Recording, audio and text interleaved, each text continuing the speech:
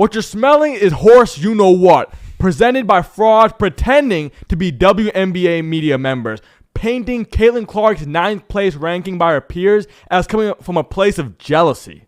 I'm here to tell you that's not true at all. Caitlin Clark has only played 50% of the season, her turnovers are up, and her shooting splits are down across the board. There's nothing wrong with a sophomore slump, but she's absolutely not better than the players ranked above her, such as Alicia Gray, Sabrina Ionescu, and Paige Buckers. I think this vote was terrible. Let's start with that. I 100% think the players are hating on Caitlin Clark. They are, I don't know, jealous, but they just don't like her. And most importantly, they don't like her fan base and what she's representing. And as proof of that, I look at Kelsey Mitchell being number 6 on this list. Kelsey Mitchell might not be number 16 on my list of guards in the WNBA. What? She's absolutely not deserving of this title. And almost all of the credit for the Indiana Fever should go to Aaliyah Boston and Caitlin Clark and some to players like Lexi Hull. Should we give Caitlin Clark credit for her team reaching the WNBA Commissioner's Cup without her? I'm not giving that credit to Caitlin Clark. I'm giving that credit to Aaliyah Boston, Lexi Hull, and Kelsey Mitchell. Getting lucky, honestly, because the Minnesota Lynx did not show up. Winning the Commissioner's Cup was just luck. They were plus 440 underdogs in that final. So that means the market thought they had like a 20-25% chance to win, and that's about right when you're missing your best or your second best player, depending on how you look at it. So I look at that. I look at players like Natasha Cloud being over her, number 4. She's a point guard from the New York Liberty. She's like the 4th option. You have Brianna Stewart, Jonquel Jones, Sabrina Ionescu. She averages like 8.5 points. She has no usage at all. Yeah, 6 assists and 2 turnovers. Thank you. And that's a good ratio, and that's respectable. But when we look at the NBA, that's not how we rate guards. When I say stuff like I take CP3 over X, player that everybody loves, everyone laughs at me then. And in this case, Natasha Cloud isn't even better than Caitlin Clark. Like, I don't even have that take. That's how bad of a take it is. The low usage player that is like maybe a stats darling, I love to take them over the players that people like LaMelo Ball and whoever else you want to think of. But in this case, it's not true. Caitlin Clark contributes to winning. Now, to the point of the turnovers, yes, it is a big deal. If she was down to 2.5, 3 turnovers a game, she'd probably be the best guard in the league. She'd be good as her fans think she is, but it's just not the reality. And that's the second point I want to get to. The fans are also delusional. She is not the best guard in the league. I think when we look at this season's performance, for me, it's got to be Skylar Diggins. She's not only just really good and deserves to be near the top of this list no matter what, but this season, I think she's really popped off. She's the main reason the Seattle Storm are in the position they're in to be a playoff contender. So I think she 100% deserved the nod over her. I look at players like Alicia Gray, who I think are slightly worse than Caitlin Clark, but right now the Atlanta Dream, big surge, first seed in the conference. No one expected this. Exactly. And just in-season performance, I understand giving it to Alicia Gray. Sabrina Ionescu, I have over. Caitlin Clark, high usage, high scoring, similar 18, 19 points a game, first seed. So a couple of these players definitely need to be over Caitlin Clark. So if you're a fan who thinks Caitlin Clark needs to be number 1 or really even top 2, I think you're delusional and you're probably not watching the rest of the WNBA. And that's okay. You're allowed to be a fan of a player, but you don't get to come in and hate on people just doing their job and trying to rank appropriately. So I think the fans are really wrong, but I think the players are also really wrong. And also, by the way, let's talk about how the fact that they gave Paige Buckers 4th, even though Caitlin Clark is better, I feel like it's just because they're trying to beat the racist allegations. They're like, you're new, you're white. Caitlin Clark's new, she's white. We don't like her. But I don't think Paige Buckers is actually 4th. I have no idea why anyone voted her like that. I think she does have potential, but she's missed a bunch of games.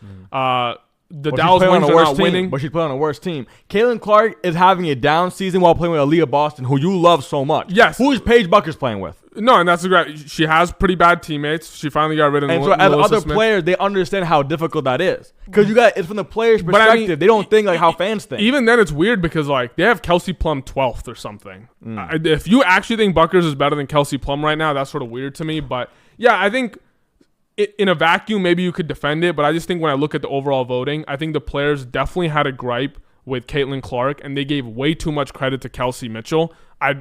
I don't like that, but I also think and the most important thing to me is to talk about these media members. I'm going to just say they might have the same initials as Caitlin Clark, at least one of them, just out here glazing her meat, bro. Like, how dare you not support the person that's making you 10x the money you were before? You Ingrats should be grateful. Like, bro, hop off. Like, yes, she is the reason the WNBA is making way more money because she has a bigger fan base when she was in college. It was like 3x the size of the WNBA. And I get that, and they 100% should be appreciative of that. A lot of them are haters. A lot of them are weirdos. That's the game. That's what it is. But that does not mean you do fan service and vote her number one if she's not the best guard in the league. Like, what do fans want? And I can only imagine this is similar to what happened in the NBA with Larry Bird and in general when the NBA went from this niche sport to really getting national and then global.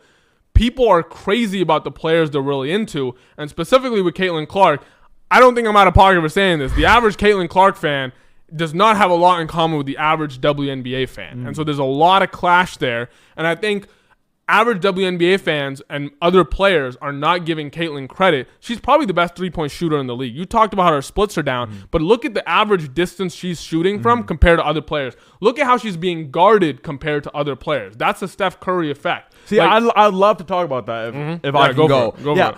Some of her fans are wearing it a badge of honor that she gets double teamed and guarded full court press and she gets locked the fuck up. That is not anything to be proud about. You think Steph Curry, like, no one cares if the defense is. Can we talk about this? In the NBA, when you're a sophomore and the NBA defense is how you figured out, people forget about you because you're not playing well. Same thing with Caitlin Clark. The reason she's having a down year is that defenses are figuring her out. Like, it's respect, right? But if respect is very key. But if you get the defensive attention and you get locked up, but she's not getting locked up. She's what do you call averaging near 6 turnovers per game? What do you call that? What do you call averaging 18, 19 What do you call averaging a game? 29% from the 3-point line? It's what I call it is only playing 9 games. It's not a lot of sample size. So that's a big thing for me. And respect is a big part of it because if she's actually as bad as her numbers state, then other coaches would not be giving her this much attention. They clearly believe the only way to keep her numbers below league average, keep her as bad as she's been so far, is to give her way more attention than you're giving to the Natasha Clouds, the Chelsea Grays, and the Jackie Youngs of the world. And that deserves some form of credit. I agree with you. I think some people take it too far. Like LaMelo Ball, I don't care how much attention he gets. It's because the Charlotte Hornets don't have a good player on their team. So LaMelo Ball is not better than Darius Garland, right? I don't mean to keep bringing it back to the NBA, but I think it's pretty clear that it's analogous, exactly. So I don't think Caitlin Clark is a LaMelo Ball. I just think she's someone like a Darius Garland. She's good, but not the best. But the thing is, she's only in her second year. She's still growing.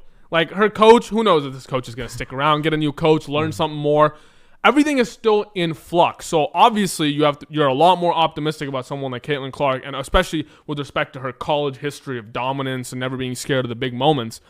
It's unfair to Caitlin Clark to say, oh yeah, she's just a 29% three-point shooter who's overrated by her fans like that much. But I do agree with you in that I don't think her fans are like looking at her numbers. They don't understand. Yeah, they don't care. All they care is about deep three pulls. Exactly. It's pull from the logo. It's OD, bro. It's like literally how it goes. Because it's a triple-double, game 1 of the season, and then those 3 threes in a row versus the New York Liberty. Exactly. Like, these are iconic moments, because people aren't watching any highlights beside Caitlin Clark's. But honestly, even if that's not true, exactly. No one's pulling up from that deep. Exactly, it's a fact. And I give her that credit. Exactly. And she's changing the game and all these things. I'm not a Caitlin Clark hater. It's just when you look at the rankings, you have to look at the actual ball they're playing. When you evaluate a player and rank them, you don't think, what's the impact of the game they've had? Like that kind of stuff just doesn't matter as much. And then there's one point I want to bring up, as you brought up, is that this idea that the other players should be grateful to Caitlin Clark. Yeah, that's crazy. Like, no one's telling NBA players, man, you should be grateful for LeBron, for Steph Curry. If we go back in the 90s, MJ, like, man, you should be grateful to Mike, bro. He made y'all really popular. Like all these greats, they have players hating on them. There's literally an NBA team that won a chip, a.k.a. the Bad Boys Pistons, who won based on just thrashing him around. And they still hate him. Exactly. It goes against the competitive spirit, bro. Exactly. How can you play? How can Kelsey Plum play? Remember, she thinks she's so good and all that. Nope. How can she look at Caitlin Clark and be like, thank you so much for making me money, and now people ask me for my autograph? Like, and get in your head, guys. Like, you have no respect for these players as humans. Like, if you're a man or a woman, like, you're not going to look at someone you're competing with and be like, hey, man, I love you. Thank you so much for making me my money, man. Exactly. I could never do this with...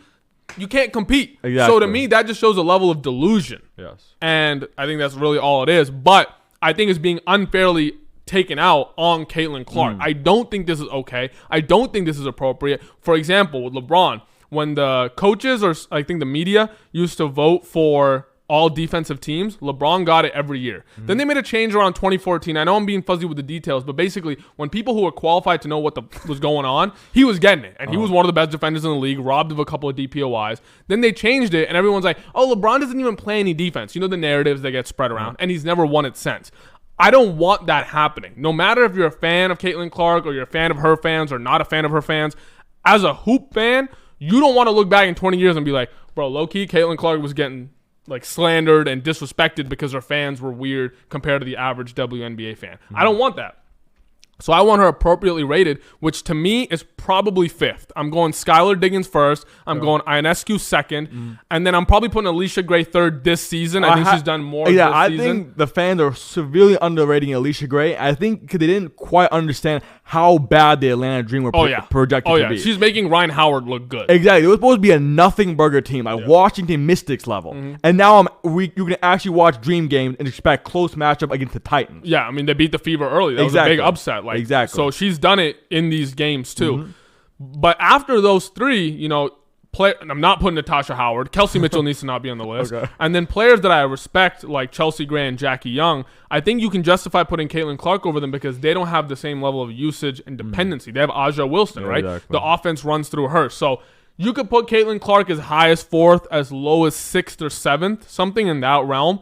But 9th by the players, that's how I'm thinking, right? If you're between 4th and 7th, you're a sane human being. If you're lower than 7th, you're a hater. And if you're above 4th, you're a glazer. And you don't want to be a glazer and you don't want to be a hater. Either hop off or stop hating. Hater or glazer. You heard it here, folks.